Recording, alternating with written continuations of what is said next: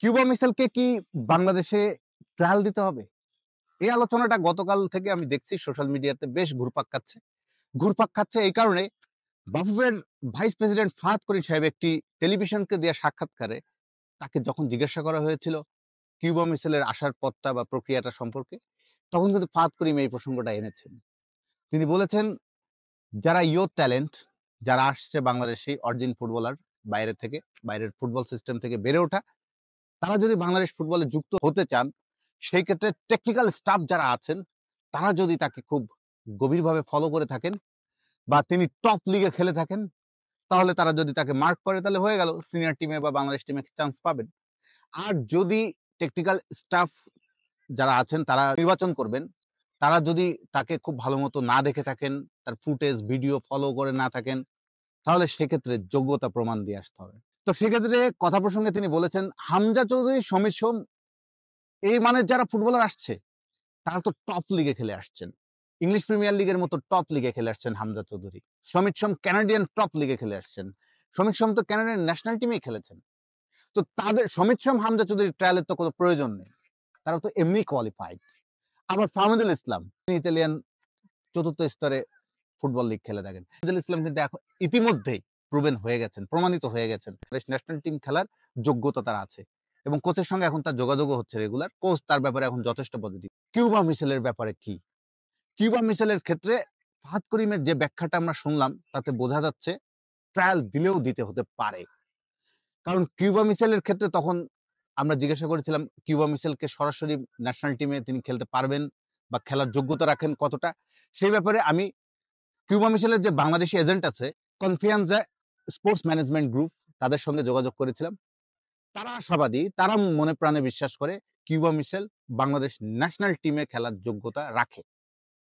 যদিও কিউবা মিশেল সান্ডারল্যান্ড আন্ডার-21 টিমে খেলছেন, প্রিমিয়ার লিগ 2 রিজার্ভ লিগ বা ইংলিশ ফুটবল সিস্টেমের একটা ইয়ুথ লিগ, যেখানে ইংলিশ প্রিমিয়ার লিগের টপ যে ক্লাবগুলো আছে সেই ক্লাবগুলোর যে যুব লিগ, যে যুব দল, সেখানে খেলেন কিউবা মিশেল। আপনারা জানেন অসাধারণ একজন সেন্ট্রাল মিডফিল্ডার।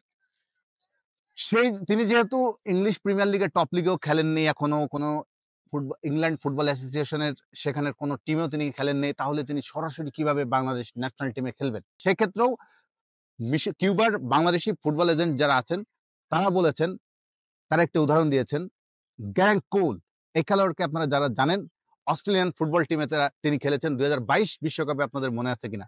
18 বছর বয়সী একজন ফুটবলার, মিশরীয় বংশোদ্ভূত, খেলেছেন অস্ট্রেলিয়ান সিনিয়র টিমে বা অস্ট্রেলিয়ান ন্যাশনাল টিমে। তিনি অস্ট্রেলিয়ান 9th ইয়াংগেস্ট ফুটবলার হিসাবে 22 বিশ্বকাপ খেলেছেন। তো এত ইয়াং একজন ফুটবলার, তিনি অস্ট্রেলিয়ান ফুটবল টিমে খেলেছেন, সেটি বিষয় না। তিনি যে ফুটবল লিগে খেলেন, কিউবা মিশেল সেম ফুটবল লিগে খেলে থাকেন। কিউবা মিশেল প্রিমিয়ার লিগ 2 খেলে থাকেন, গ্যারেন্ট কোল 2তে খেলে থাকেন। তিনি খেলেন নিউক্যাসল ইউনাইটেড, আর কিউবা মিশেল খেলেন সান্ডারল্যান্ড। তো বাংলাদেশি এজেন্টের যুক্তি হচ্ছে, যদি গ্যারেন্ট কোল সরাসরি অস্ট্রেলিয়ান ন্যাশনাল টিমে চান্স পেয়ে থাকেন, খেলে থাকেন, why not Cuba Mitchell? Cuba Mitchell কেন বাংলাদেশ ন্যাশনাল টিমে খেলবেন না?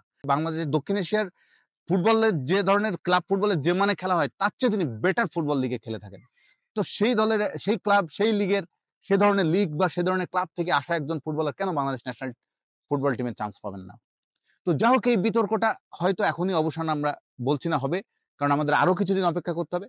আগে আমাদের জানতে হবে কিউবা মিশেলের যাবতীয় যে কাগজপত্রের প্রসেসটা আছে না, ওইটা কবে শেষ হবে। সেটা অনেক কেবল শুরু হয়েছে।